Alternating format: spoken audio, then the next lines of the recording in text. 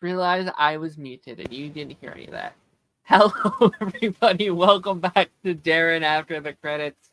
How is everyone? I hope everyone is having a wonderful Monday afternoon. We're back with another roundup of shows this week. We got some new, I guess the like, penultimate episode of Percy Jackson, along with I guess kind of like our mid-season point, if you will, for Hazbin Hotel.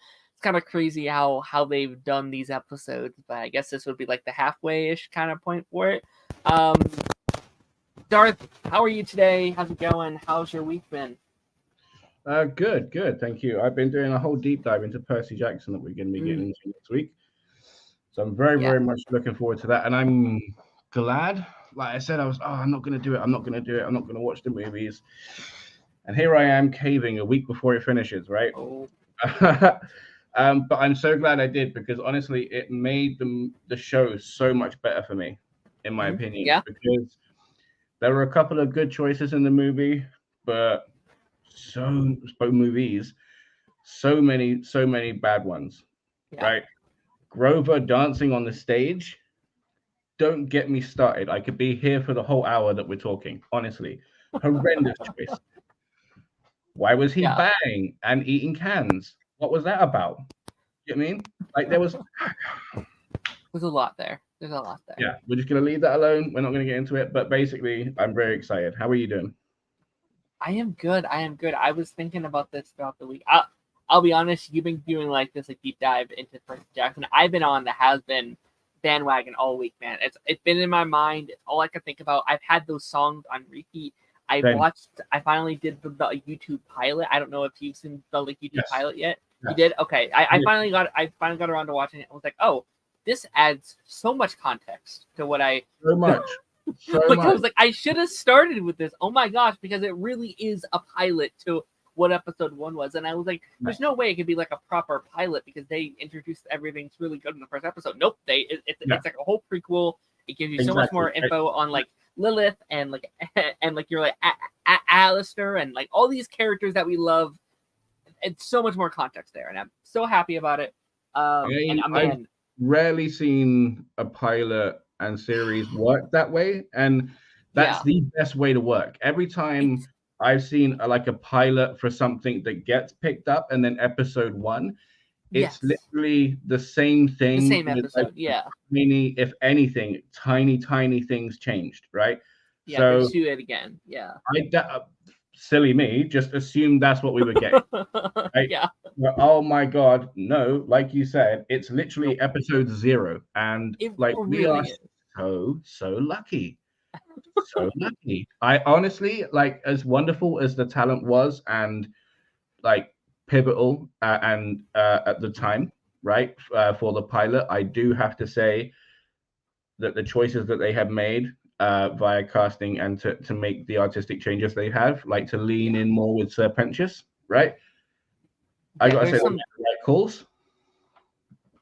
100%. You know, I don't think they've made a wrong call so far, in my opinion. No, I mean, adding Keith David might be one of the greatest things that the show could have done.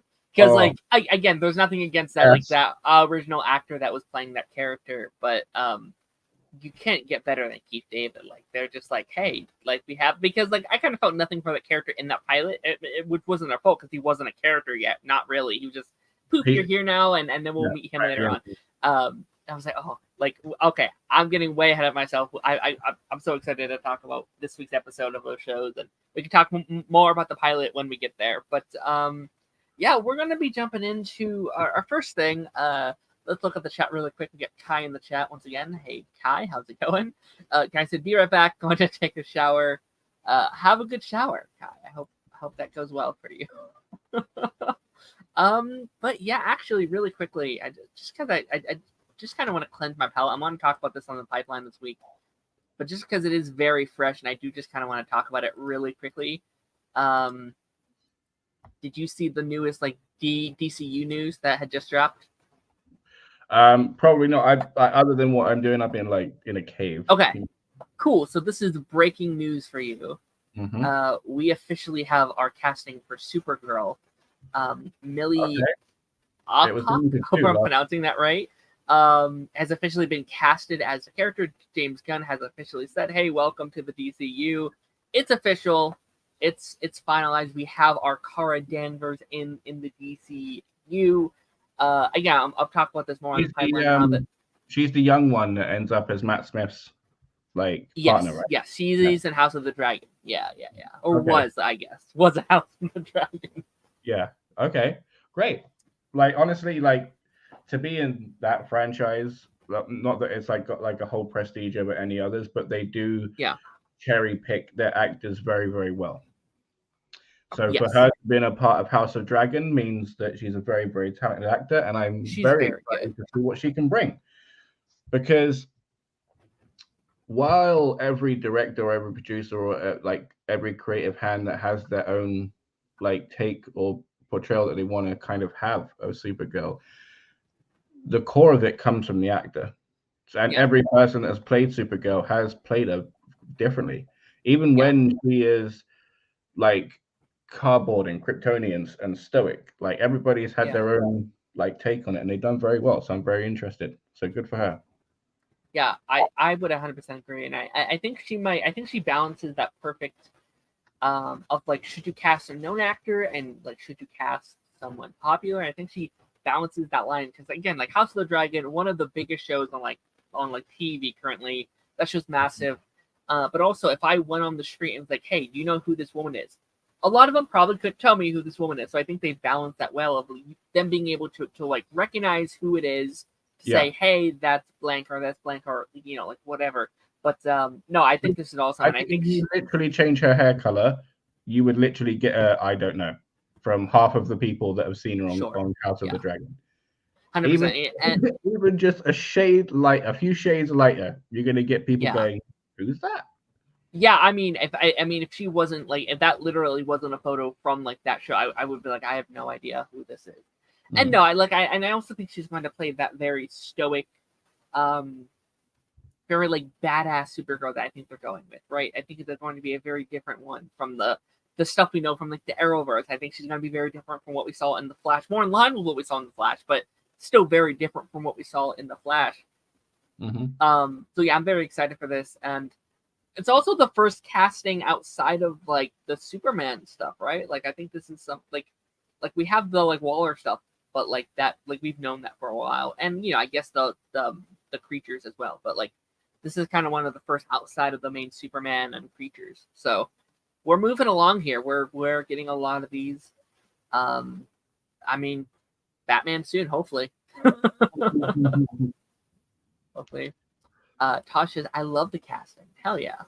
So do we think because obviously she's has to be mentioned in even just in name, right? Yeah. Because he wants to keep it separate but connected as well, from what I understand. Mm-hmm. So whether do you think she might turn up in a post-credit scene?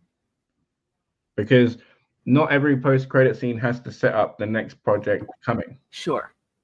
I mean, I mean, we've heard that she's in the Superman movie apparently, right? Which is I'm not going to say it's a weird choice because I don't know what direction they're going in yet, but it definitely wouldn't be the choice that I would make for Supergirl.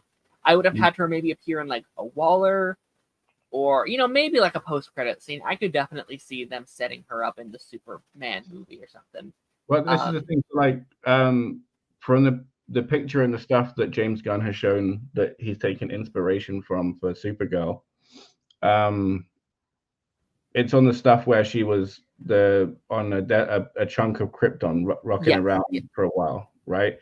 Yeah. So for her to be in that position and then be there must be some kind of flashback and stuff in her movie that gets to where we are.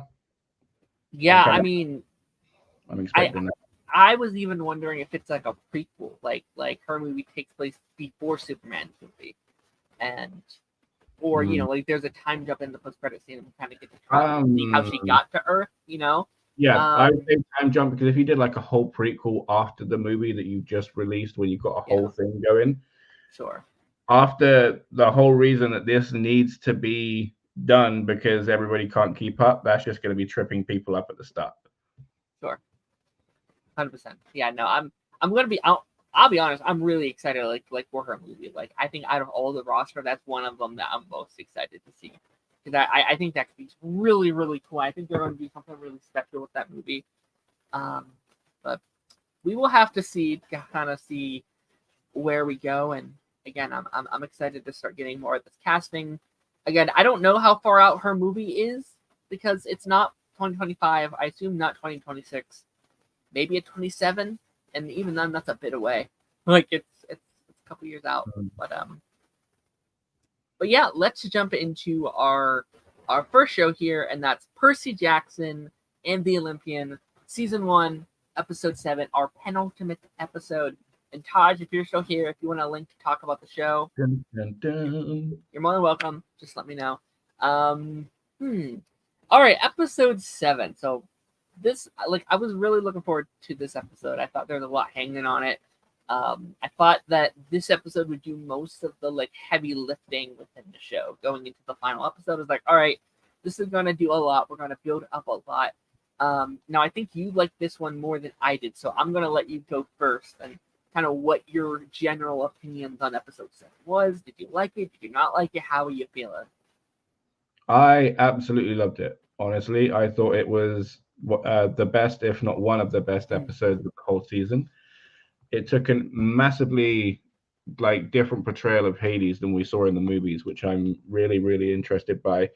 And Hades himself, complete change in motivations and reasons for being in the story in the first place, because his helm of darkness wasn't even mentioned in either movie, and is a whole crux to the plan. I mean, there's literally 2 ways of having invisibility that we've seen in this show / franchise, and that is the hat and the helm of darkness. Yes. And neither one of those was in the movie. Sorry, I got my cat trying to make an appearance. Yeah. Sorry, just a quick rundown. So you got Cerberus, Yeah. you had Asphodel, you had like the desolate wastelands and like the whole changing landscape of Hades, like the way the castle / tower was. The whole thing, the whole episode was great. What did you like? I didn't dislike anything. I guess I was like slightly like disappointed. I guess like I think maybe I had such a high expectations going into this being like, oh, okay, we're getting started. We're gonna really build this thing up. I guess it just wasn't quite what I expected. It wasn't bad. I don't think any episode of the show has been bad. I think it's been a really solid show. I also have like a book reader friend that was kind of like venting all of his kind of problems on the season and how disappointed he was. And I think maybe that dragged my liking of it down just a little bit. But no, I mean, I thought this episode was a lot of fun. I liked everything in hell. Like, I thought all of that stuff was a lot of fun. I liked seeing the giant like demon dogs, and I thought everything with that was a lot of fun. I think I ultimately just kind of ended the episode and just kind of didn't have much thoughts either way. I was just like, okay, Percy Jackson, all right. And maybe that's on me. Maybe my just like I guess span on the show is maybe like dwindling down a little bit. Like maybe I'm not as excited week to week, and maybe that's just a me problem. Like it could, because everyone else I've seen have really enjoyed this episode. They're saying it's one of their favorites, which I think is amazing. But again, like I would really love y'all if like you're like, oh, this episode was good because A, B, and C and C, B, and F. I was like, oh, okay, that makes sense. I mean, it's the tiny thing, right? So, from my understanding, Julian Riching, something like that, right? Just call him Julian, is like the first returning legacy character for the franchise, right? Because he was in both the movie and in the show, which is awesome. Like the way that Cerberus was depicted, honestly, I've got to say my most favorite depiction of Cerberus. It looked really good. Right, and then even again, like, like he burst out. Right, there's 3 heads. Right, you got the first one, like he's out there looking, and you got the one on the right looking right, and then you got the one on the left looking left, and he's like, "Hey, over here," and then they don't all just instantly run because the one on the left has seen it, right? The middle one looks at the one on the left and then looks where he's barking, and then they go. Yeah. Like, just those small details that they put into it just shows like a massive effort, in my opinion. I think Taj said that he wasn't familiar, if I'm probably misquoting the man, but he wasn't familiar with Asphodel being in the books. Thinking that's a new addition, right? So I am really curious if it's not Dahlia or Talia, however we're saying it, if that's not who Annabeth's regret is and why she's being rooted down to the ground. I'm dying to know. Yeah. Yeah, that's what I was kind of like in back of my mind. I was like, I wonder what's kind of holding her back. What is she not letting go of? And, what is she kind of holding on to? I am jumping all over because I'm how excited I am about this episode. Yeah. I mean, even Hades, right? Now, I love Steve Coogan. The man is a national treasure. Okay. Wonderfully funny man. But his like rock star, faded rock star kind of portrayal of Hades, I was not all the way down for. You know what I mean? Oh yeah? Not all the way there. I mean, okay. Like the CGI Hades, the demon looking thing, that was just not needed. That literally, right? And I said this in my stream, right? But I like everything inside. Oh, you mean from the movies? Yes, right. Oh, okay. Because I got you now. So absolutely love it, right? Okay. Because they didn't have any of that. It was literally Hades talking to these people as people, right? Yeah. He respected them. He was like, I'm not going to waste your time with like faux introductions. We know who we are.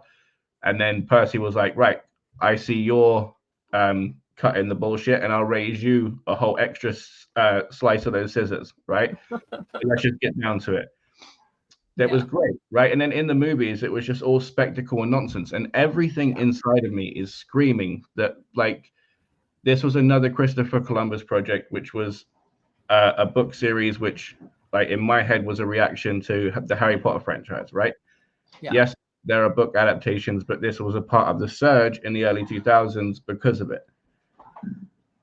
So they went, okay, let's make it big, bright, and flashy, right? And one of my arguments supporting that is the second that Percy got the Riptide, which I found that out from Taj. Thank you very much. That's a cool name for the sword. The second Percy got that sword in the movies, it is the exact same damn shot of Harry Potter getting that wand. Okay. The only thing that is missing is the little lights in the wind that pop up afterwards and swirl around the man. It's the same damn thing. The movie's honestly shocking. This episode, so good. And I'll shut up. I always really like when like your Hades or like your like the like devil type character is always kind of portrayed as like more chill or very like humbleized. And again, I actually thought like this episode of Percy and then also the Hazbin episode airing on the same week was very funny because they're very similar actually in terms of like, they're obviously they are different characters, but they're very in vein, right? They're very same in vein and big like hell, just like a big week for like hell, I guess. And visiting hell.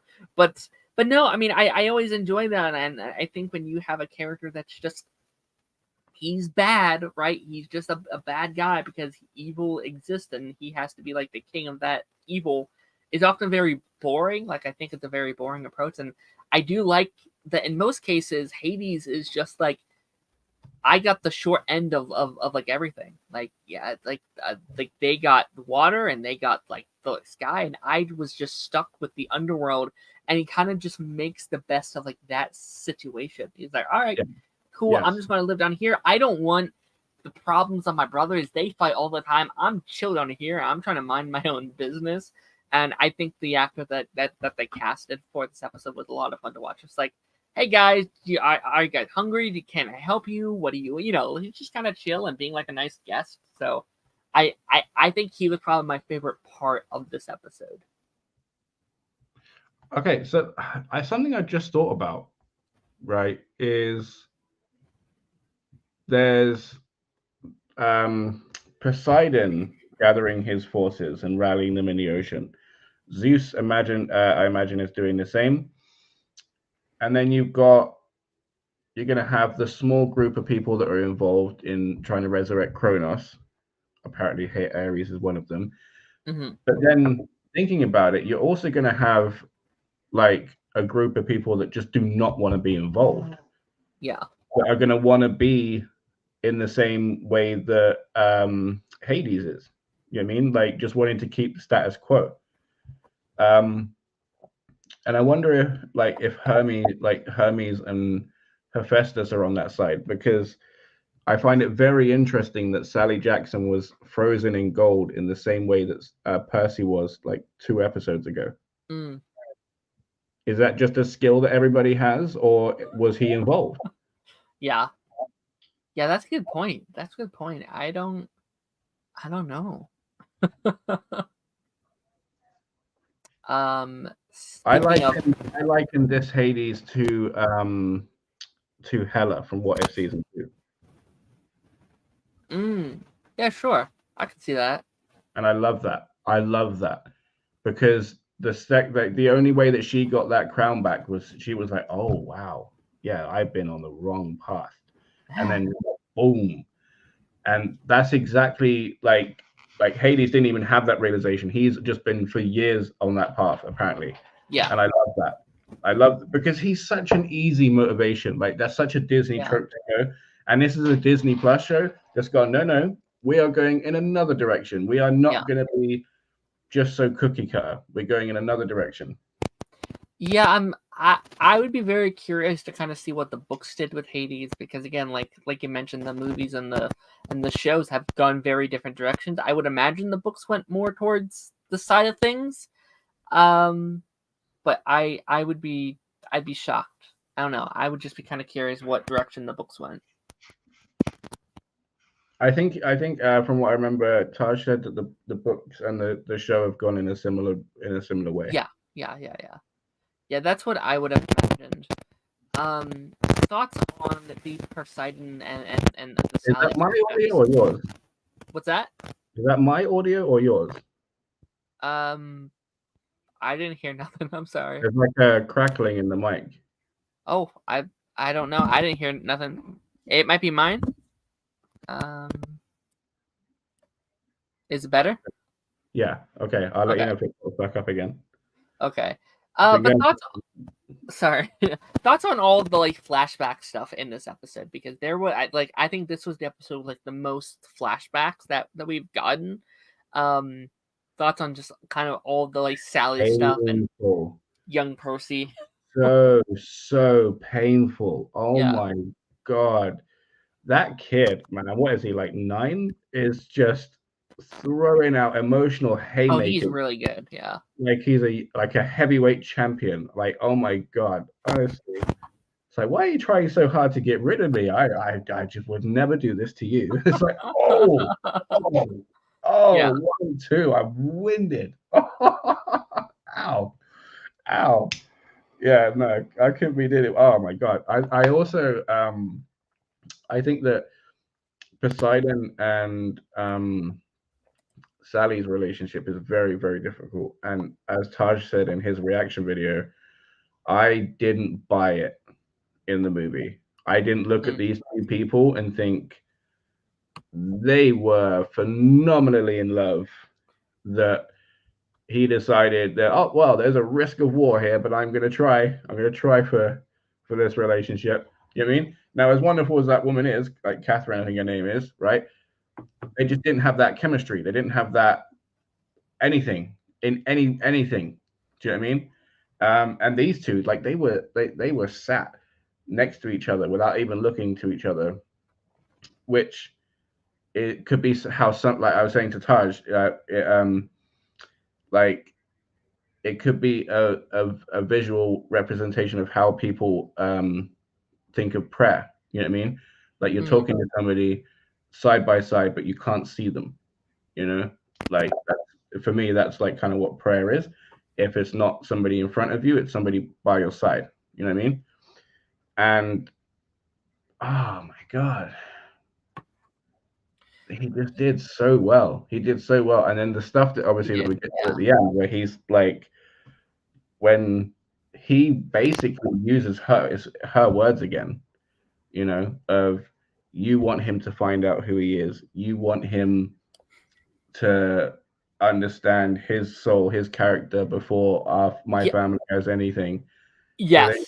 okay, she's like, "Do you want to talk to him?" Then he's like, "Well, no, let's get what you want out of the way first, and then I'll pop in and say hi." You know what I mean? It's Yeah. like smooth. You know. Yeah. No. That was such a like what an incredible line that was. And that was probably like the best line of the whole show, where it's like, I want him to find out who he is before you guys get the chance to like impress like your ways on him. And I was like, that's such a good line, and it's such a. I think they've done a really good job with like Sally's character, with her being killed off in the first episode, right? But they've Yeah. like with these flashbacks that they've done a really good job at just making her such a good mother. Interestingly, would you say that her opinion is a little bit jaded for it, right? Because as we learn in this episode, she's 7 months into a relationship and then finds out that it's ending, right? Yeah. Obviously, they understand like every day is a gift that in their position, and they might break up, right? You can assume that she knows all cards on the table. So when she's sitting there saying, I want him to find out who he is first Mm-hmm. before your family like tells him this. Like whenever she tells him the stories like of Greek mythology, there's always like a spin on it. You know what I mean? Yes, they're Mm-hmm. dickheads, excuse the language, right? Yes, they're awful people, but she puts it in a way where there's no interpretation for it, right? She Yeah. doesn't tell him stories and then says, right, well, this is myth. When you meet these people, they're going to tell you through their actions and who they are what their deal is, right? Sure. She's not telling him to go in with an open mind. She's closing that mind off against these people. Mm. So while she's sitting there saying, I want you to find out who you are, she is also quite rigidly shaping that. Sure. Yeah. No, I think they've done like again. I think they've done a really good job with her, and I think slowly getting to see how he was raised and the like mindsets that she's had with Percy all this time. But I think you definitely raise a really good point about kind of what their Percy's perspective on it all, and what his mindsets. Like the first episode was like God, like a God, like he still didn't really know about the gods, really. Like it was also like fairy tale to him, like a myth, a legend. Like it's not real, right? So I don't know how much of that really stuck with him. Exactly. So I don't know. It's more what's really sticking out for me is like in Hephaestus' tunnel of love. Right? Yeah. Because like the way that Percy was talking about Hera and Aphrodite rejecting Hephaestus, there was definitely a bias in how he was saying it. Yeah. Massively so, to the point where it even, let's not forget, he's changing minds. Do you know what I mean? Like he even swayed Annabeth with that. So there is like a definite bias here.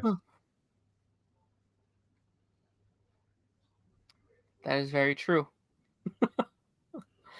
Okay, so we currently have one left, right? Where we end it all next week. What are you kind of feeling going into this final episode? What are some things you want to see? How do you think we're going to wrap it all up? Do you think we're going to have enough time to wrap it all up? I personally now think that we are, like the way they have paced it. I was like, all right, I think they'll probably wrap it all up relatively okay. But like, how are you currently feeling? Okay, so last week I hadn't seen the movies, right? And I was like, all right, it's going to be wrapped up, but they're going to have to sacrifice a couple of things. Like in the first and second movie, they've taken elements from both. So it's like they've got bits of book 1 and 2 in the show, and I think, like, yes, they're gonna wrap up the Lightning Thief story, but like I think that's gonna be dealt with for the majority of the episode, and then the back end, whether it's a post credit scene or like the last 5-10 minutes, is definitely going to be dealing with like Kronos. I think there's going to be like a part 1 and part 2 to the story. Obviously, you know, that you say that way with sequels anyway, but like I definitely think like the Kronos arc will be finished off by the second season, and then we'll get more with like Thalia and stuff like that in season 3. But I definitely think that season 1 and 2 are going to be could be tied up with a neat little bow. Yeah. Yeah, I am also curious. I'm also kind of shocked that we haven't heard about like a season 2 yet. Like, there's no confirmation it's even happening yet, and it's been a really big hit for them. I think I would be very shocked if they don't announce a season 2 within, you know, recent weeks after this final episode kind of coming out. Like, I'd be very shocked if it's like Percy Jackson canceled at Disney Plus. Like, I think that'd be absurd. Yeah. Just dumb. But yeah, no, I like, I'll be honest again, like I kind of ended this episode and kind of feeling like again, it wasn't bad. Like, nothing about it was bad. I guess I didn't really feel anything while watching it. And I don't know, man. I'm nervous about Lance Riddick's involvement now, because I think it's just going to be very minimal. Yeah. I'm just happy to see him. I wish, obviously, like, we could do so much. Like, I wish he was still with us and I could say all that kind of stuff. But I hope he does leave a lasting imprint here. Like, and this is his last. I'm pretty sure this is his last thing ever. I think it was the last thing he ever like filmed, right? You know, there might be a project that he didn't, that like hasn't come out yet that he did. I'm always like finding new projects like, oh, like, is that Lance Reddick? He did this. All right, cool. But I just hope I don't know, like, I want like a lasting boom for Zeus. And they've waited the very last minute to show him, because we've seen the other 3 already, and he's the last one. So yeah, I'm excited. Save the best for last. For sure. Do you have any like final thoughts on this episode? So, okay, the lightning bolt, really, really cool to see. Okay. Interest. Okay, so this is why I'm dying to know like who the other people are involved are, right? Because it can't just be Luke at this point, right? Because yes, he's the son of Hermes, who's the god of thieves and all of that stuff. But Percy said that the Tartarus tried sucking him in the second that the bolt appeared in his bag. Yeah. Right. Which, because I was sitting there the whole of the last stream going, how the hell has he not looked in that bag this whole time? Whole time, how has he not been in that bag? Right? Obviously, the man has. So, who the hell is the only person that could put that bag there? Right? Put that bolt there, in that place, in that time. The only 2 people, well, like any son of Hermes, right, or daughter of Hermes, but Hermes and a son or daughter of, right, or the lightning thief in possession of the Helm of Darkness, which means that person had some giant cojones for going back into Hades with the Helm of Darkness, because that is like literally delivering what you stole straight back to the location and the person it makes all powerful. You know what I mean? So that's just asking for trouble. Yeah. I think it's going to be a good wrap up. I do. I think this is going to be a win for them as far as like How many people do you think are involved? Right? What's that? How many people do you think are involved? Because have you seen the second movie? I have, yeah. Right? Because obviously, as you know, right, Luke survives their fight and then ends up getting like a whole bunch of people turning from the camp, right? And that's how we get um, enemies that we recognize and mean something for the second movie. Um, how many people do you think are involved before we get to that point? Because we got the headmaster who is somehow involved or with in a league with Kronos. We the lightning thieves themselves, and like however they stole the helm of darkness, because that needs to be addressed, because that seems like a whole quest in itself that just went unnoticed. Just because the kids got flappy shoes doesn't mean that a trip into Hades is going to be just super easy. Yeah. So I don't know. So there's a lot to be talked about next week. I'm very, very, very, very excited. I'm very excited to see where they go. And I'm curious as to whether the tie-in for next season comes through the post-credit scene, or because some people miss those, so they might just put it at the end. Do you know what I mean? Because we have to have a confrontation with Ares and the Lightning Thief. Then we have to have the emotional reunion between Percy and his father, and then Percy and his mother, and Zeus getting the bolt back. That's like 4 different things that we have to do. So yeah, so I think they can get it all done. They'd still have like 10 minutes spare, even if they stretched everything out a little bit. So yeah. Yep. I'm very curious how we wrap it up. It doesn't feel like it's been 7 weeks already, though. No. Or I guess it's been 6 weeks now. It's about to be. I mean, no, 7 weeks. Yeah, it's officially been 7 weeks. So it's been a crazy run, crazy journey. I do hope I enjoy next episode a little bit more than this one. Again, it wasn't bad. It just, I don't know. I wasn't feeling it, I guess. Like you felt about it is like, because every other episode has been like really like bright and colorful, and then the 1 week that it's like just gray and drab. I will say it was very dark. It was very hard to see, which was smart, especially with those dogs. They can hide things in like darkness, and those dogs looked amazing. They looked incredible. Really good. Absolutely.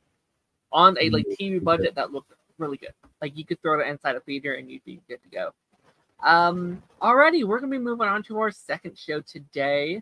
My current obsession has been Hotel episodes 5 and episode 6. I was so sad. I wanted more episodes so unbelievably bad this week. They ended, and I was like, no, I need more. And just same every week. Same with Percy Jackson as well. Just the idea of its ending next week makes me so sad. Season 2 has already been announced, though. It was, and they're currently working on it. Yeah, so it's coming. I okay. So there's been a lot of like criticism for the show. Like I've heard people like obviously a lot love it. Obviously a lot really dislike the show, and there's been a lot of criticisms been going around. One of which is and I think some I agree with, some I don't. One is that it's too short. Like there's not enough episodes and doesn't have enough time to breathe. And I do slightly agree with that one, because I do think they would have benefited maybe from 2 to 4 more episodes. Obviously, we haven't seen how they're wrapping it up yet, but it like things are going very, very fast. They are zooming through the plot lines. I feel like we could spend a little bit more time kind of breathing. But like with that being said, I do think they're handling their like 8 episode run very well. And I think they're using every minute to like their advantage in the episode. So 5 and 6, how are you kind of feeling on these last 2, or these previous 2? Wow. Can't say enough about them. Honestly, I do not understand everybody's criticism. The only thing that I can attribute it to is that they feel like they're not going to be getting enough of it. Yeah. Right. And to that, I say that it was released how it is because of how society is working at the moment with the consumption of media. Yeah. And everything else. Everything's all, I want it now, right? Mm-hmm. So you got met in the middle. Okay, and then we're going to be getting season 2 even faster. At which point, hopefully. They may release it weekly. It's up to them. Yeah, I actually don't know if it would work better as weekly or if it would benefit from like a binge kind of format. Like I could definitely see myself binging this in like 2 hours and then it being gone. Like I could definitely see that. Like it's been pointed out before, the bingeable shows, while they're good and they do work for some shows in how the story is told, they fall off a lot faster, right? 100%. And then you also get shows that make a really big impact because of, like, I don't want to say like a gimmick, because that's not what Hazbin Hotel has used in their intro, but like the sex and the violence was very much amped up. Do you know what I mean? So once people get over that shock factor, it relies solely on story and the premise of the show, which I think is drawing me in enough, and I'm still here, and I'm actually again going into like a whole thing, and I'm going to be watching Hell of a Boss because it's in the same universe now. Yes, I've heard about it. So I'm literally going to watch the show to work out how the mechanics of the circles work. Yeah. And like demon overlords and a whole thing, because that's what I find interesting, right? Yeah. Because what's really cool is that she's pulling from like dogmas of all different things, right? Because like Dante's Inferno and like the whole thing like goes from hell, purgatory, and then heaven, but like it focuses on a lot of stuff that draws from the European mythologies and not like the Abrahamic dogma that has been like shoved throughout the whole thing. But then even in the pilot of Hazbin Hotel, which didn't get said in the actual the episodes afterwards, is that there are 9 circles there, right?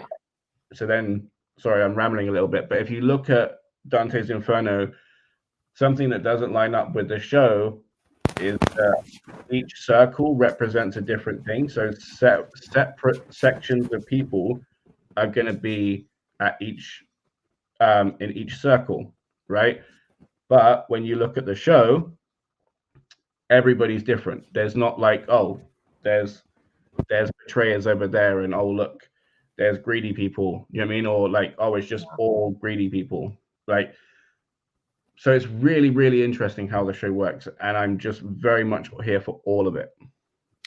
I mean, that's something I think really does make the show stand out, is just how the characters look. And there's like, I mean, they literally, like, they had a real loan shark, like an actual loan shark. Like there's sharks and there's cats and there's, freaking, there's like, there's all these different weird creatures. And it's like, were they born these creatures and then got sent to hell? Or were they humans that got sent to hell and that's just what their souls look like? Like, I'm so fascinated with this world that they've been building out, and exactly. What they've been doing. Exactly, yeah. Because like, say for example, like if did the loan sharks like get sent there because that's what they were in previous life, and then they or did they just go wake up in hell and they're sharks and went, right, I know what I'm gonna do. How does this work? I love all of it. 100%. Yeah, no, and that's very interesting because the angels, I feel like they all relatively look the same. Like they all look kind of like the same creature, somewhat. Like no. Like, okay, so like the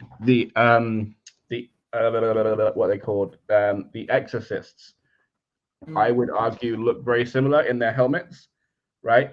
But then once you get up to like the angels and the different choirs, right? Because you've got the human souls. From what I've seen, like they have the same depiction of those in hell, in that everybody's different, everybody has like their own unique look.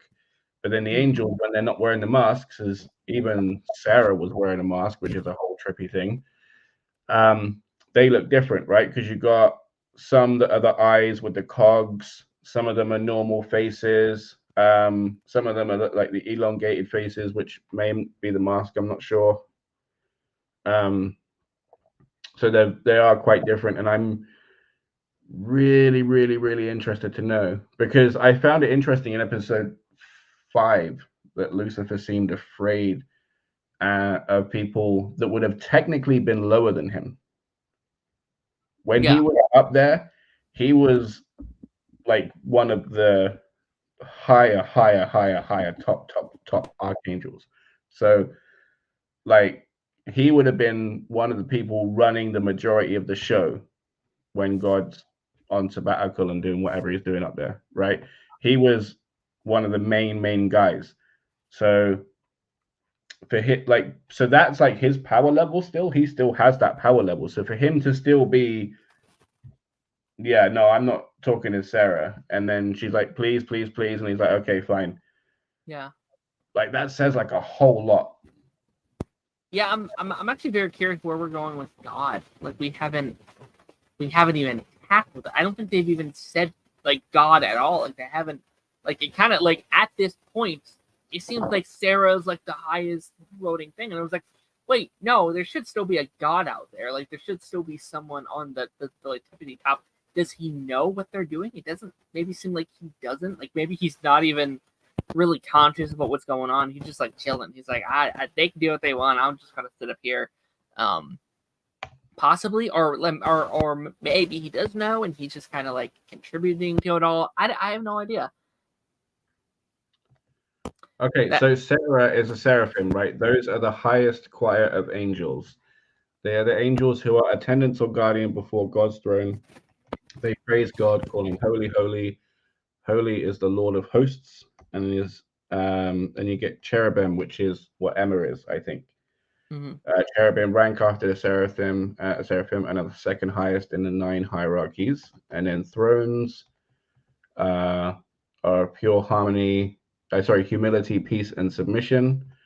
And they reside in the area of the cosmos where material form begins to take shape. That's fascinating. So cherubim, they are man-like in appearance and double wings. They describe themselves as angels with intimate knowledge of God. That's lovely. And then powers, and then archangels. Oh wow, okay. So depending on where Lucifer was in the dogma, like, and law that they're going for, Sarah would have been much higher than him. Okay. So that's very interesting. Yeah. Yeah. Sarah would have, like, even Emma would have been higher than him. Jeez. Okay. Yeah. I mean, speaking of which, I mean, that's kind of a good transition here. I mean, we met Lucifer this episode, which, you know, we had talked about, or, you know, in episode 5, if we want to start with that, and then we can move on to episode 6. But we were talking about kind of like our expectations for him, and we had mentioned how we thought that he might be a bit broken, and he might be a little sad after being in hell for eternity. We said that like his spirit might be broken a little bit, and I feel like we kind of nailed that to an extent, because he wasn't what I was expecting, but he also kind of was what I was expecting. Like, it was like this weird offshoot of what I was kind of thinking they were going with. Thoughts on this version of this character? I am so interested by it, right? Because I'm curious as to if, like, say for example, he was in this iteration, he was unaware that when he gave Eve the apple, that and hell, that was going to happen, and that was a whole thing, right? So, like, his design, look at those teeth, right? And then the bit where he's talking to Razzle and Dazzle and like those little monsters, and he's like, "Are you looking after my little girl? You better be," you know, like, and like the evil on that man's face and the potential for it. Yeah. Right. So my question is, like, when you look at the difference between Adam and Seraph, right? Sarah, not only is it because they're angel and human, but like Adam's transcended like being like a regular human soul, it appears, right? Because of where he is. So do all angels have the potential to turn like Lucifer in the same way that a human soul does? Or is this a part of the curse? I definitely think that, and I think we're going to see that with, and I didn't write down their names, but the angel that we saw in heaven, that's like, no, Sarah, like, you can't do this. I think we might see her go down to hell next season. Oh, and okay. then maybe that's the fight, like maybe she gets down there and then she joins the fight of like, yeah, we need to try and get these souls to heaven, Yes. as like maybe like a recurring character going into next season. I love that because I have wondered, because when Lucifer was singing, like, I've tried this before, that could mean so many things. Yeah. So many things, right? And then, is that the reason for his divorce? Like, because as we know, Lilith was thriving down here, okay? Mm-hmm. And this is a man that, like, was constantly looking for the light, even in the darkness.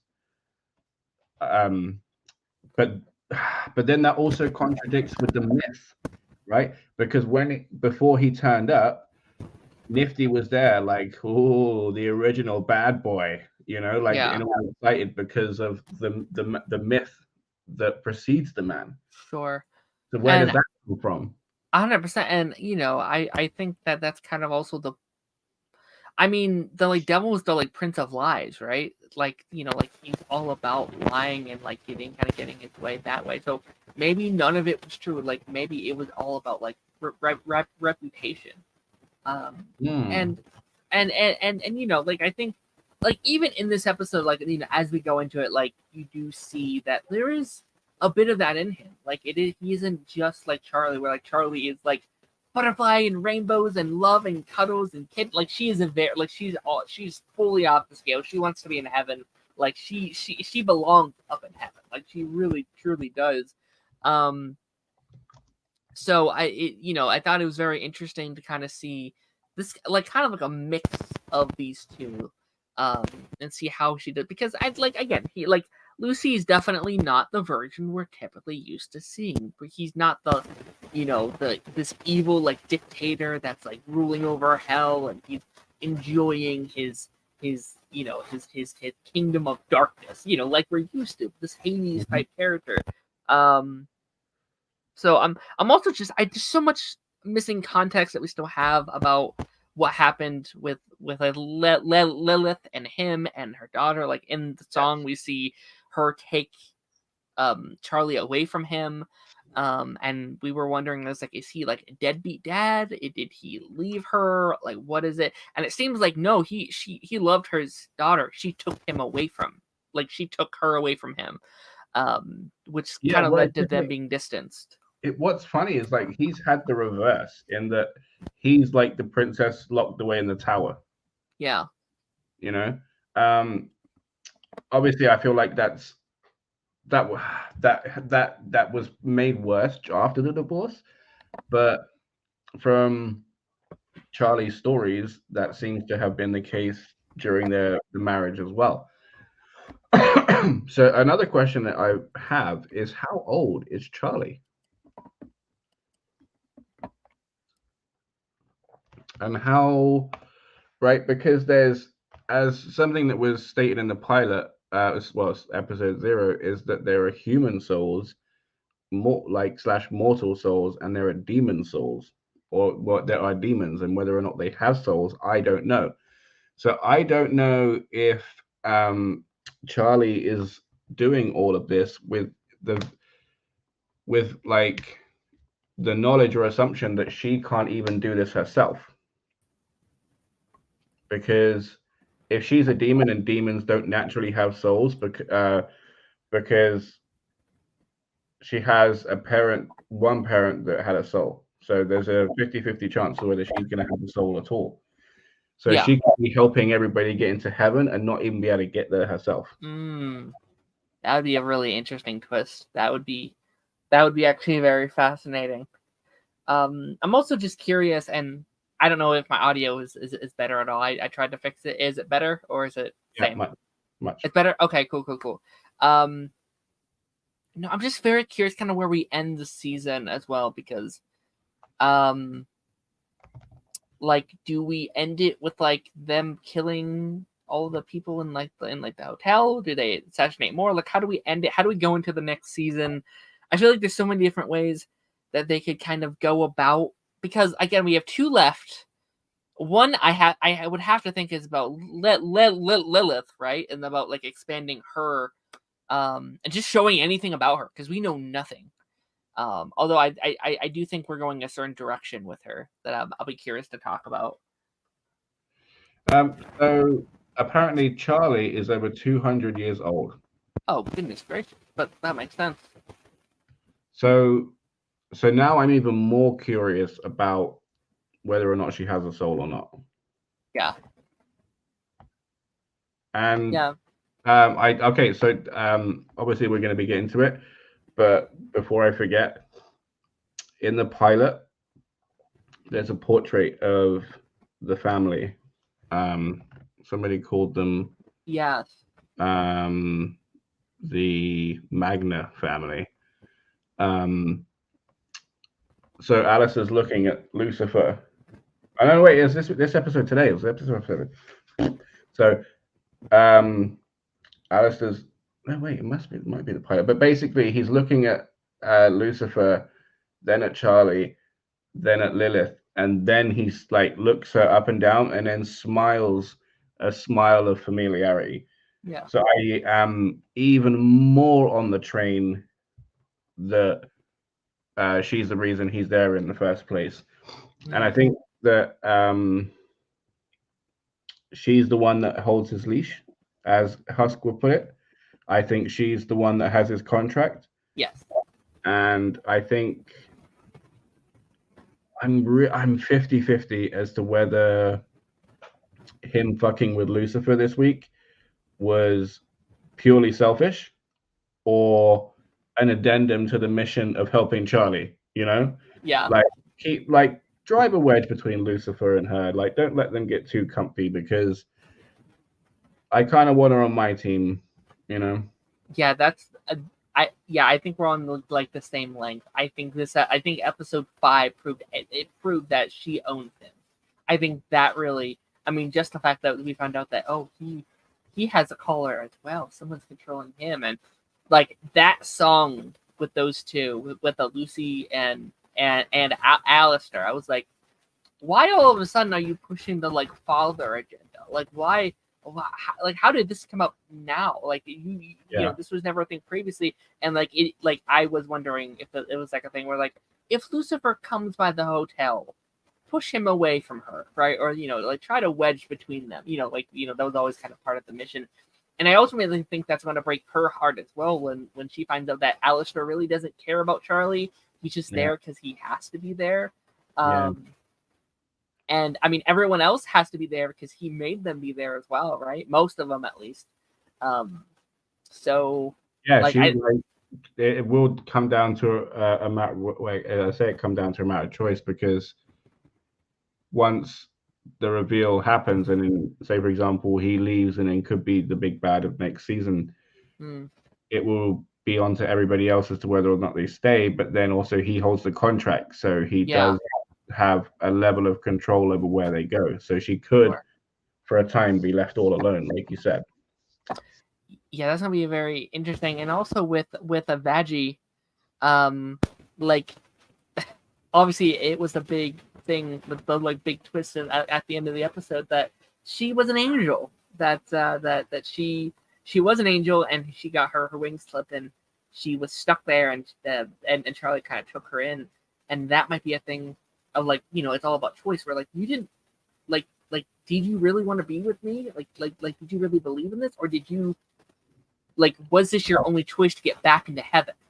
Well, I would say that the reason she's there is because she believed it, because that was a poor, defenseless little demon that didn't need to be slaughtered. It weren't hurting anybody.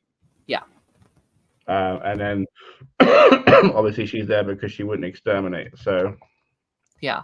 Which again, I think that story is absolutely fascinating, but I'm curious how she is going to feel about it, and what she thinks has led her to this moment. Like, does she think it's all been fake? I apologize for the audio. I don't know how to fix it. I think I might just leave the studio and see if it fixes. Ramble on about something while I try and get this fixed. Okay. So I am very interested in the key and how key it's going to be, right? Because what the hell is it for? Okay, like there's been no hint, there's been no um prize to search for that would need like the Deus Ex key to appear out of nowhere, you know, uh, because it's in the title. It's always around. It's always following Charlie. I don't think it went to heaven with her, so it's definitely like a hellbound item. Okay, What I'm do you back. What Is do it you think? better? Yeah, I think so. We'll have to wait and see. Okay. What were we talking about? I missed that whole that whole thing. I'm sorry.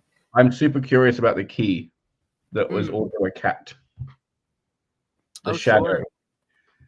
Like like I said, there's been no prize. There's been nothing like in the show to say like, oh, this is something people are looking for, or this is something of ultimate power, Mm. or there's a quest off this for this. You know, it's just there's a cat that keeps turning into a key on the show in the thing.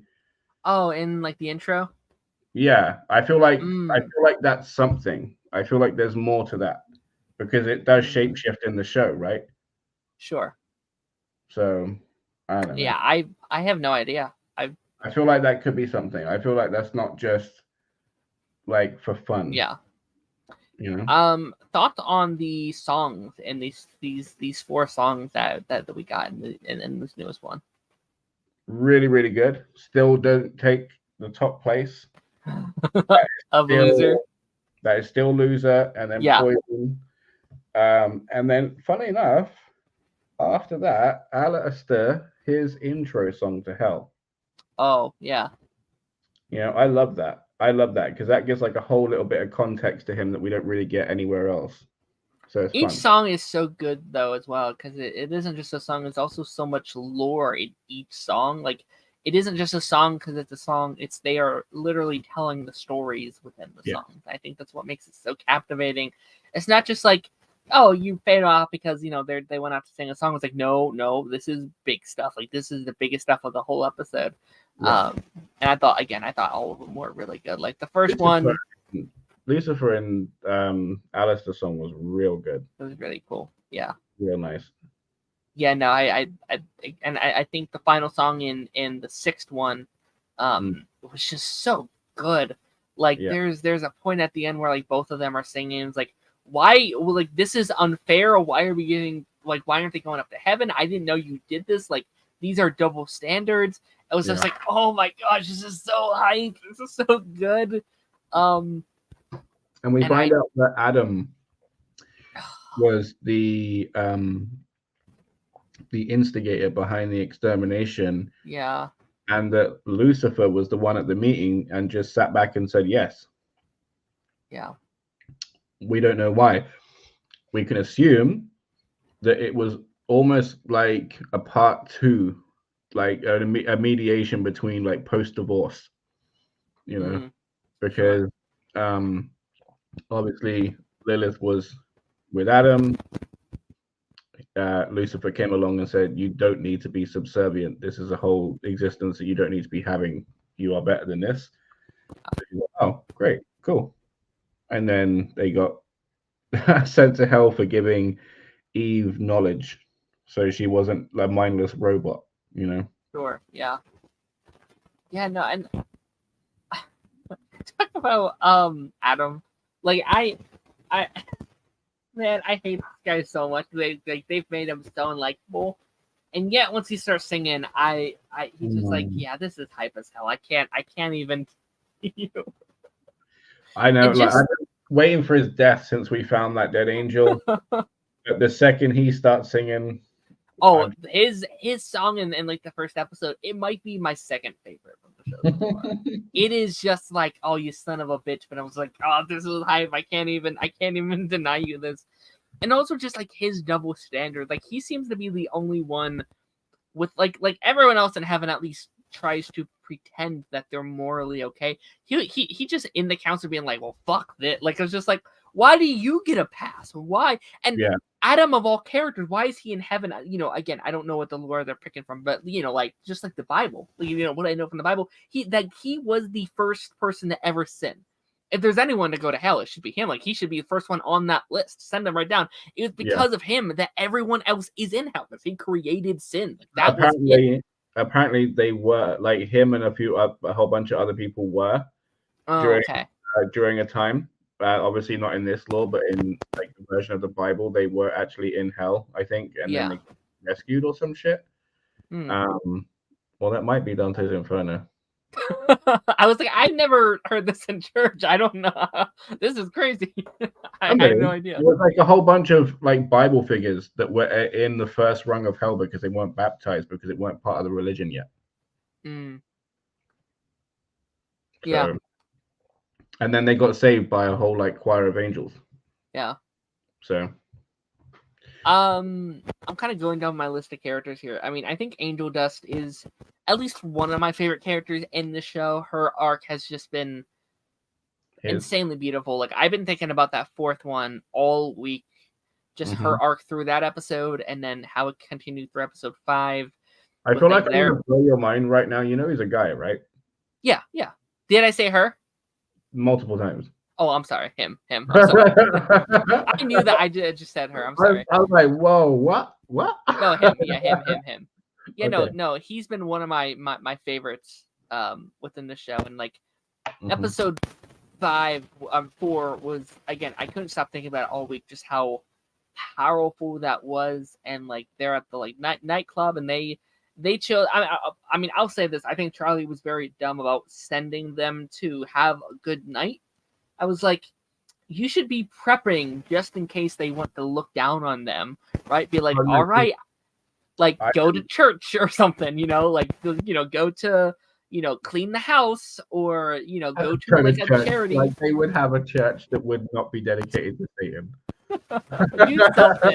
Do something to make them look good, but like they went to like the most sinful potential place.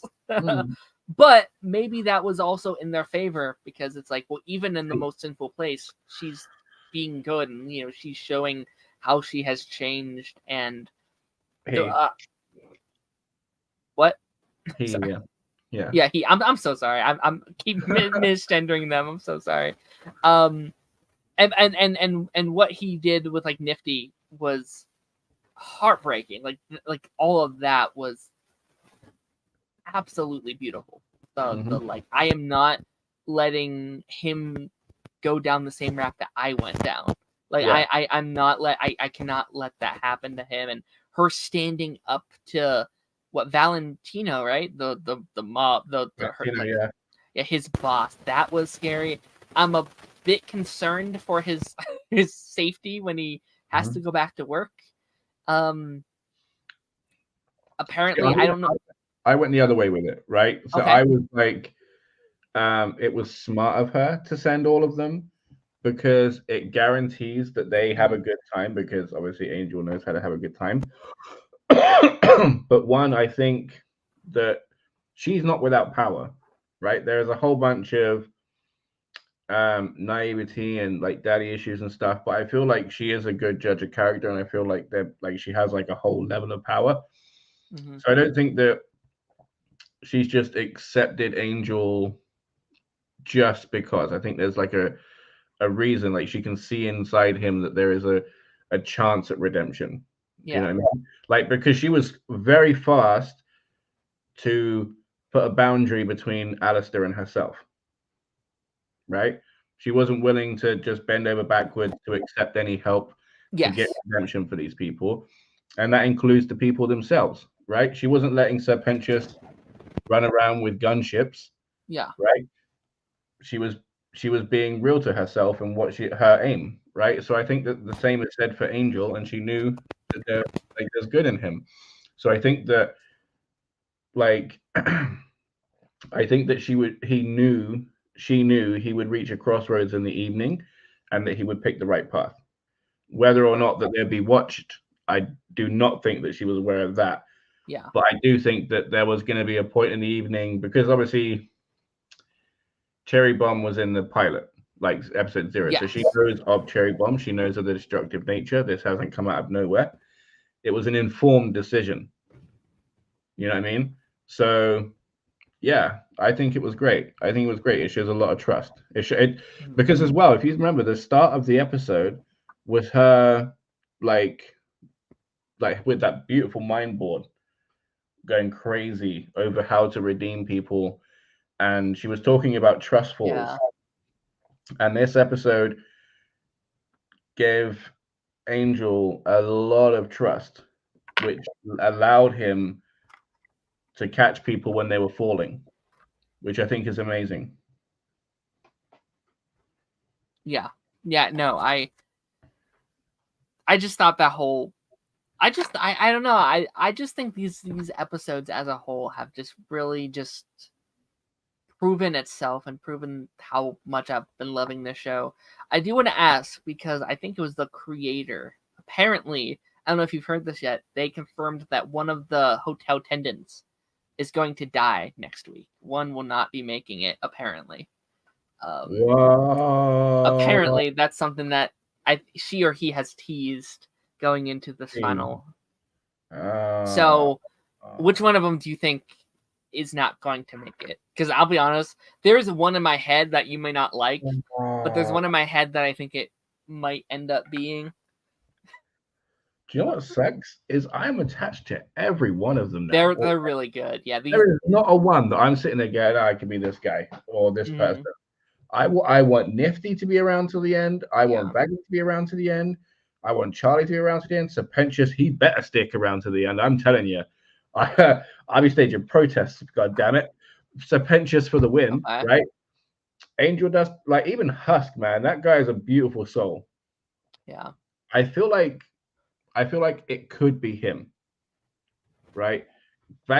Nifty's there for comic relief. Baggy's there for protection. Serpentious is just goddamn adorable.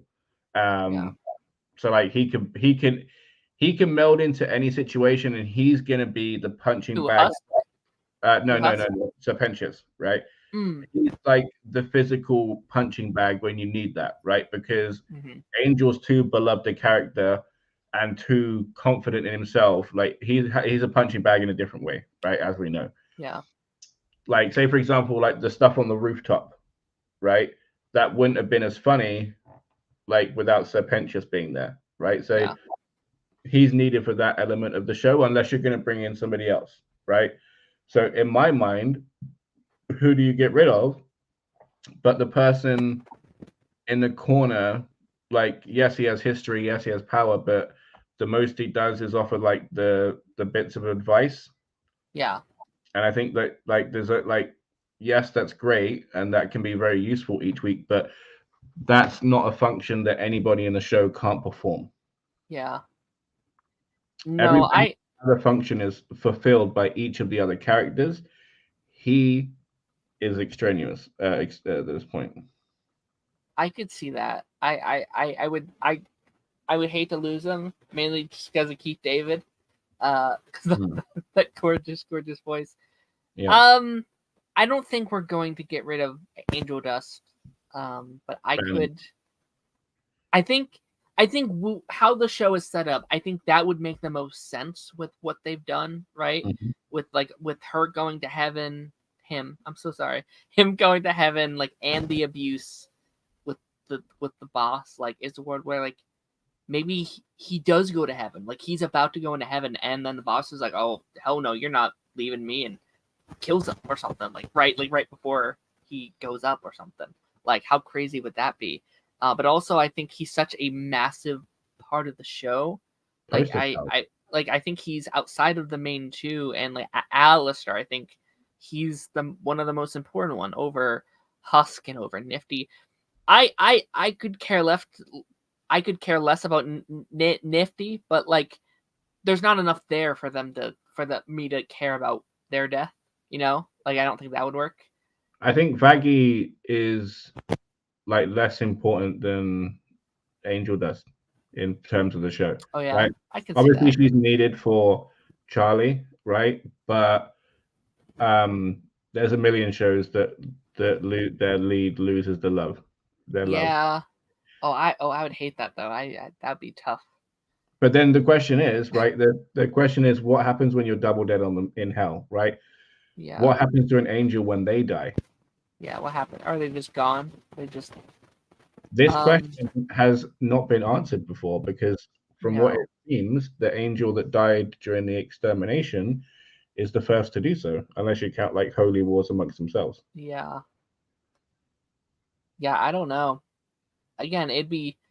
I feel I might cry. I mean, I can also see Serpent dying as well. Like I could see Serpent. I will be honest. I think as much as I do like him, they are my least favorite out of the main crew. As much as I love him, I could also do without him. I could watch a whole Serpentia spinoff. Yeah, really? Okay. Just like doing like some whole wacky races or even Scooby-Doo-esque stuff. Like I will say, episode 6. Episode 6, he was so funny. His like, I want to buy you a drink.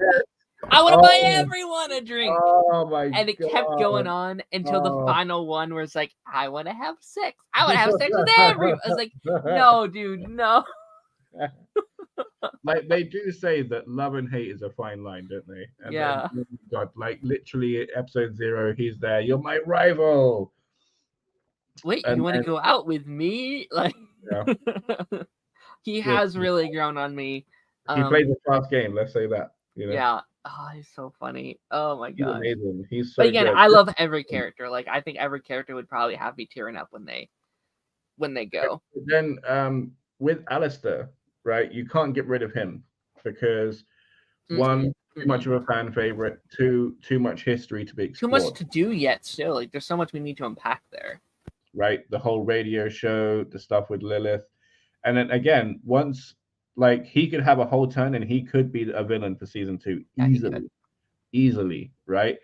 The only ones that like I do hate that like Serpentius could be up for grabs. Like I get it, but like I said, there's a real function with that character. That has been displayed throughout, right? Vaggie. Again, I'm gonna say it again, like it's like her and Nifty, right? Nifty, you could bring somebody else in. Yeah. One second. Your turn. Okay. All right. Okay. So, how are we currently? I'm trying to gather my thoughts, just like really, really quickly. But I'm still kind of, I kind of want to dive back into how Charlie is going to react to learning about Vaggie, because I think I do really love that twist at the end there. I do really love where we've kind of put ourselves into, because I do think that's good drama. Like I think in a lot of these type of shows there is drama for the sake of drama. There is, hey, do this twist for our two main leads have to fight with each other and they're all mad or like whatever. But I do think this works very well with everything we've kind of built towards this entire time. And like when I look back to the first couple, and just like looking back at the previous 5, and I was listening back to like the music in this first, the previous 5. And I'm listening back and was like, it does make sense. Like, it doesn't feel like out of left field that she was an angel this entire time. Like no, we thought she was Carmine's kid, didn't we? Yeah, no, it made so much, like once I heard it, I was like, it makes perfect sense. Like it fit in like a puzzle in my brain. I was like, oh, this adds up perfectly, and it like all of her things that we've seen from her, it all adds up like a perfect puzzle piece. And again, I hope they don't spend too much time with Charlie being mad at her, because we're used to a lot of those like CW shows where they, if this was like The Flash, like this would be an entire season arc of them being mad at each other for this thing. So I hope it's just like an episode 7 thing. Maybe like her mother comes back and she's like battling the like, my girlfriend's lied to me. You've lied to me my entire life. Who can I trust? All this. She's obviously going to be at an all-time low because she just lost this meeting, like she's probably going to be at a really hard place next week, which I'm excited to see how they explore that. Does she reach out to her father again? How do we just kind of, where do we go from here? Like where do we go? I know.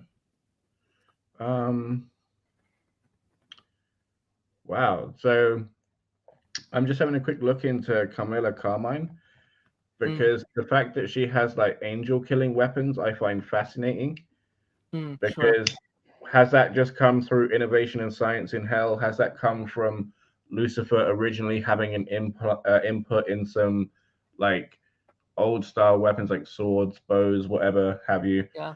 And then they've just like retrofit it into new weapons from having those archaic things, because obviously he wouldn't have that design now.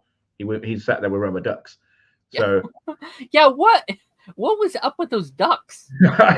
Is there something with like devil? It's a real coping mechanism. That is a I was whole I would get a snake. I would get like there's certain like symbols that like represent like Satan and stuff like that. It was like, is ducks one of those that I just didn't know about? Whoa! Spoiler alert. Oh. Okay, so this is one of the reasons that I wanted to avoid like doing too much of a deep dive, because according to the Hazbin Hotel Journey to the Light fandom, Camilla Carmine is a fallen angel. Oh. So what does that make her daughters?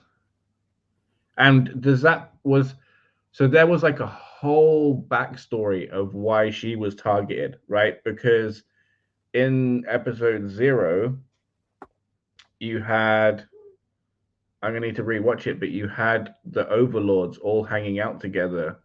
Yeah. In that apartment or in the office.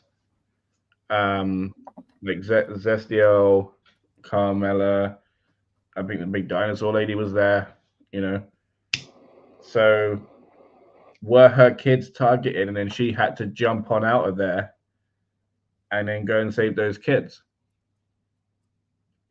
Because that's exactly what the song in episode 2/3 was about. The one that like went along with Vaggy's. I'll be your armor and all of that business. Yeah.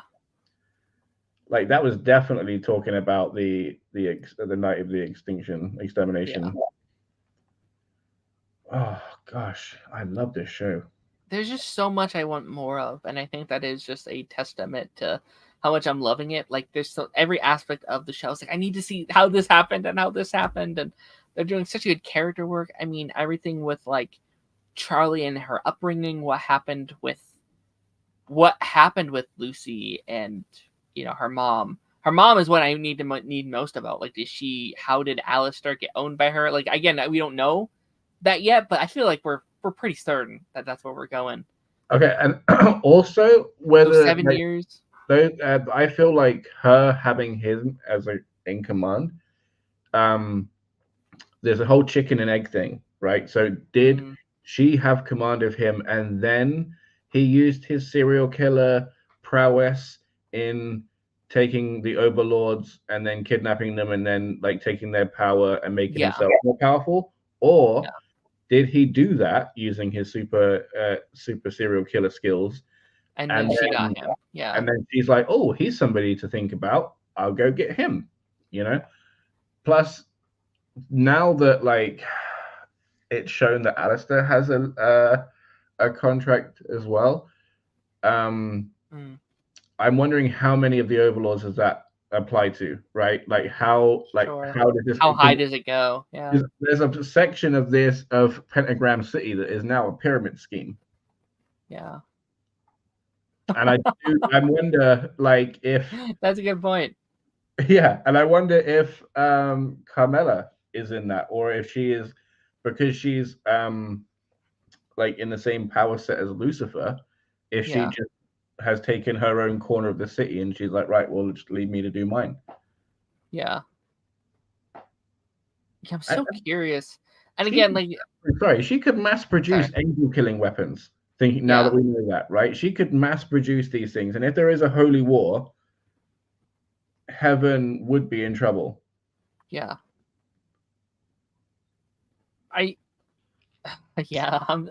Honestly, I think we might. I don't know if we're going in that direction or not. I'm so curious because I think I almost wonder if this is going to be the end of Charlie's trying to get people into heaven thing. Because, like, obviously she's not going to give up trying to save her people, but I wonder if she's going to change directions. Where I've kind of had this thought in my mind of, like, maybe we don't try and get to heaven anymore, but maybe we try and fix hell instead. Like, maybe we try and make hell a better place to live. Like, if we can get rid of people coming down and trying to kill us, maybe we try to fix hell, like make hell more like what heaven could be. You know what I mean? Kind of make this a better place to live in, kind of thing. Yeah. Okay. So this is another thing, right? Is Charlie says they are my people, right? Yeah. So something like that, now that now that I know that Hell of a Boss is in the same universe. Yeah. Are all of the circles her people, or is she just talking about Pentagram City? Also, the protagonists of Hell of a Boss are an assassination service of people that kill the living, right? So, are Charlie's people only denizens of hell, right? Which she's trying to restore to heaven. So, do they stop becoming her people when they reach the pearly gates? So, are all people not her people by those standards? So yeah, like I don't understand the whole connection because in my head, like a business that goes around like exterminating live people should be addressed. yeah. I feel like heaven or hell needs to address that, and like Hazbin Hotel, as we know, deals with the upper echelon of hell and the people that run the thing. Yeah. So I think that if it's addressed, even in like a minor conversation, like something needs to be said, you know?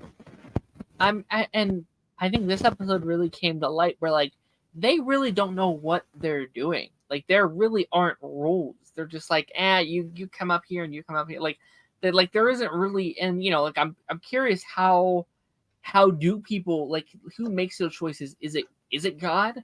Like, is God the one making, oh, you hell, you're heaven, you're hell, you're heaven, like, but like, they're like, you don't know how people get to heaven. Like, you don't know what it takes. There's like, I get pick random things and like you're, like they had no idea. So yeah, is it can't or won't? Because at the moment it's won't, but is it can't? Won't. Yeah. Yes. So yes, there's a very, very interesting thing. Because okay, so this is another thing: is if the world's like, I'm sorry, I'm gonna get like deep dive for a second, right? Go ahead. But if the worlds are connected and they do it in circles, right? And Pentagram City would be the lowest circle of hell and therefore reserved for the worst. Shouldn't therefore Charlie be working at Circle 1, right? Yeah. Because that would be easier. Why would she be starting with the worst of the worst? Yeah, sure. That's fair. I will say, and this isn't like an original thought. This is kind of what I've heard some other people bring up as not a problem, but just kind of something that maybe we'd like to see more in season 2 is there hasn't been a lot of like, and this could be a thing that we address next week and that we go into, but like, why does Charlie care so much? What is it about hell that she cares about? Like, she keeps saying, my people, this is my people, but why are they your people? Why like what makes you love them so much? Like, we haven't seen that yet. We haven't seen. She was born there, wasn't she? She knows nothing else, so like, because this is another thing, it's like I was saying before, whether or not she has a soul, like she's a demon. So there's demon souls, there's mortal souls, there's just angels hanging out. Yeah. So she's accepting hell for the melting pot that it is. You know what I mean? Her issue and the reason, the impetus for getting people to heaven is because of overpopulation. Yeah. So like that's it. Otherwise, she'd have been fine and just. And also them coming down to kill them, right? I think that's the ultimate problem. That would have been like the thing that should have been stopping, because like if she fixes the overpopulation like in her mind, she stops the extermination, right? Because in her mind, that's the only reason it happens. And I think that like Adam probably always wanted to do that. He just had the overpopulation as a reason to do it. Sure, 100%. And I mean, we could totally get into how this is like a parallel on like our real life prison system of like they're like you send people to jail to hopefully better themselves and become a better person, but instead it's just like well, you make them a worse person, or you throw them there without any real, I don't know, ways to improve. It's I mean, there's not, again, this, I think the show just has so much interesting lore, so much fun stories, and just like, again, all week I've been thinking about the consequences of the show and these very deep stories that we're telling with these characters that I'm so locked in. I'm having a blast. On the back of what you were saying, like the quote unquote benevolent of society, like just write them off. Yeah. As well. So that like completely doubled down on it. And what's even more amazing is that everything you said is correct, and the person that created this is 31. Yeah. Like, what the hell? That is crazy. Yeah. 31. Good for her. That is amazing. That is. Good job. That is like 2 shows under her belt at 31. I mean, Jesus Christ. Wow, that is just so impressive, honestly. Yeah, I was thinking, like, I wonder if they'll get like the other show over here. They'll like remake that show and put it on here for the masses or whatever. After this all airs, I think I'll definitely go check that one out as well, because I've been hearing good things. I'm doing that over the next couple of days. Okay, cool. Alrighty, but yeah, I think we're heading towards the end of the stream here. We are going to start to wrap it up. We have a couple of updates though I do want to talk about really quick. First of all, currently no one watching the stream, but I do want to thank everyone who popped over in our Ben 10 stream. It's our second most popular stream on the channel, so thank you a lot to that. It means a lot. It was an absolute hit. Had a blast with all those guys that I got to chat with. That was a lot of fun. I also want to announce, I posted over on Twitter right before I went live, but we have officially started uploading on our second channel, which are basically just the best of what we do on this show and also the pipeline. So if you're like, hey, like what you do, but I can't stick around for 2 or 3 hour, the 2 hour streams, I have them in these bite-sized little things. So if you just want to hear about Super and Lois filming again, or if you just want to hear our Hazbin thoughts or any of that kind of stuff, you can find it over there, exclusive in these little bit-sized things. So there is that. And as well, we're going to, my current plan, I talked to Darth a little bit prior, but I have a couple shows in mind that maybe we could, that have, aired over the last month, 2 months, that I haven't got around to. I'm not sure if Darth has got around to. I thought, like, hey, maybe I'll put them in a poll. We can see which one wins, and maybe we'll talk about it after these shows start to wrap up. Because I think February is going to be a pretty dry month for shows. As far as, like, we got, like, Avatar, and then that's about it. But Darth, do you have any kind of final thoughts? Do you have anything that you want to add? Do you want to promo your stuff or anything like that?